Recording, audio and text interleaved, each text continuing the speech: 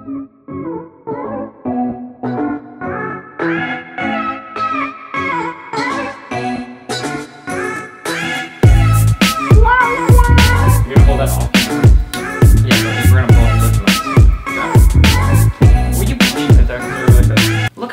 how center it is with you, and almost like half. No, it's. Hey guys, so today my friend's Matt. Hey, you guys have seen Matt. You guys know Matt. My friend's Matt's. Yes. You guys have seen Matt. You guys know Matt. He's been in quite a few of my previous videos. Anyway, he has the ADD, and I have the Canon T5i. So this is like the next step up in the Canon line. He just got this, and it's relatively new. It's been out for like what, 2 months now? Yeah. Yeah. So I know like. This is obviously better for photos, but I was wondering how much better it is for video, so we were going to test that today. It costs about twice as much. Just the body. Just the body from this camera to that camera is about twice as much. And so I was just gonna, you guys might be wondering whether you're gonna go with the Rebel series or to go with the ADD. And so I figured, you know, from a photo perspective, I'm not gonna really be covering that, but I'll be covering from a video perspective because I do mostly video with these cameras. So, well, this one, not that one. So I figured we'd like do some comparison between the two and see how they compare for the price. So let's get to that here. So I figured before we get into the fun of shooting stuff, we kind of talk about, because we got to get down to the specs and all this stuff of the actual differences between the cameras. So what you're seeing right now is the T5i, because I was going to use his Nikon, but the 35mm was too narrow. So. Not wide enough. Yeah, anyway, so I figured we'd talk about some of the differences between these two and some of the similarities. Start off, resolution and frame rate. So the ADD records in 1080p 60 FPS. Mine only does 1080p 30. So if you're looking 30. for higher frame rates at 1080p, this is the way to go. But is it worth twice the money? That's up to you. Obviously we can't, yeah. Yeah. But the T5i will do 60 FPS, but only does in 720p. Neither of them record 4K. Which is kind of, sadly. Yeah. I might upgrade, if this camera did 4K, I would upgrade to it, but it only does 1080 so. Ah, damn it. Another thing, sensor size. So this is still an APS-C sensor, right? So they're both APS-C, so you're not going to get any full frame match. This one has 24.2 megapixels. I think yours only has 18. Yeah, it's 18. So it's a bump in photo resolution. Right. But we're talking video here, so. Okay. But yeah, just saying. And autofocus is a big difference. This has the dual pixel autofocus, right? Mm-hmm. Yeah. And so the only other cameras I believe that have had the dual pixel autofocus are the 70D and the Galaxy S7, like the phone, or that actually has that. So it's kind of interesting that those are just the few cameras that have that. So the autofocus on this camera is really good, and especially for video, it's really good autofocusing.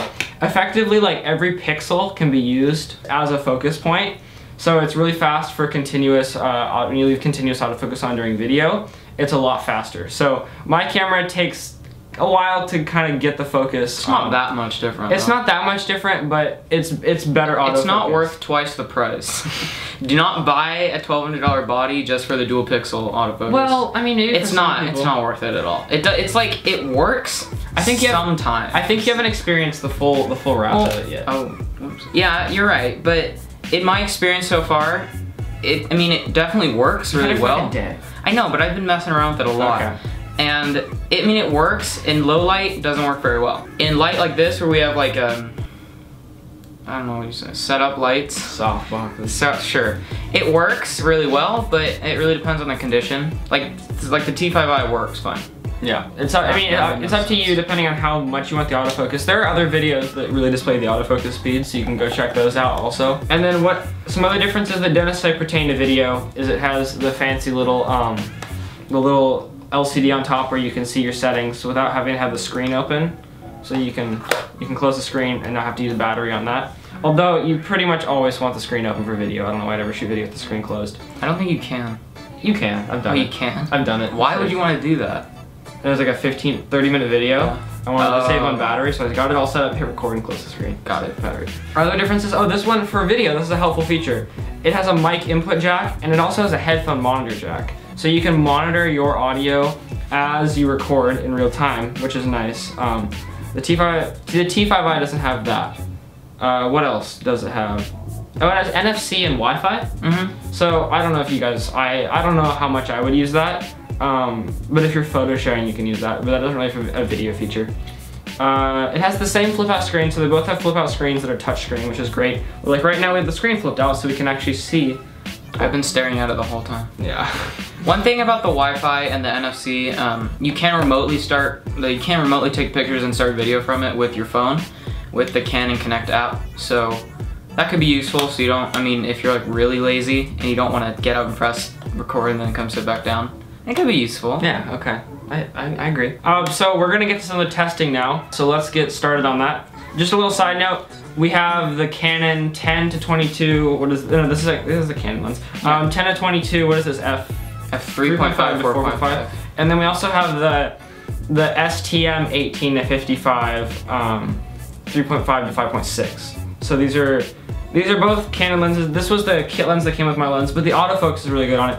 This is a little bit slower autofocus, but this is actually the same lens that Casey Neistat uses for vlogging. So it's kind of interesting. You're gonna get to see about that. Actually, he's actually used the same camera setup also. But we're gonna test these two and have some fun with them, so let's get started. Yeah.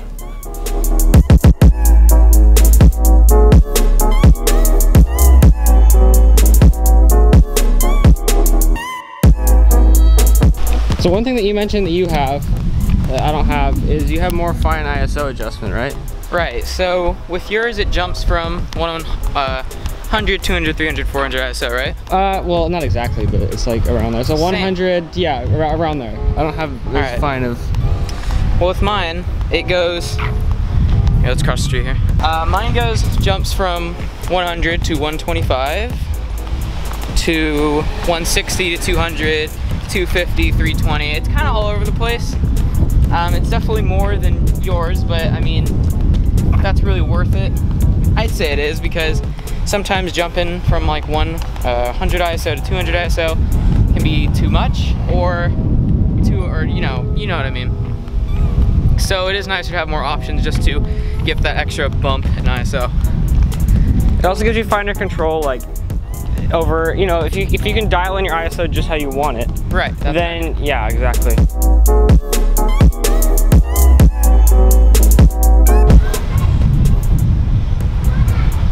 Having fun there? No.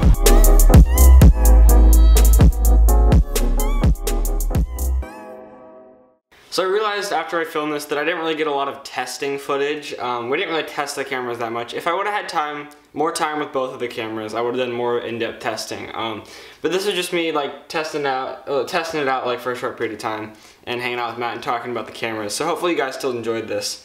So if you want to see more about the ADD though, Matt has a video that he made just on the camera. So if you click the link in the description, it'll be the first link.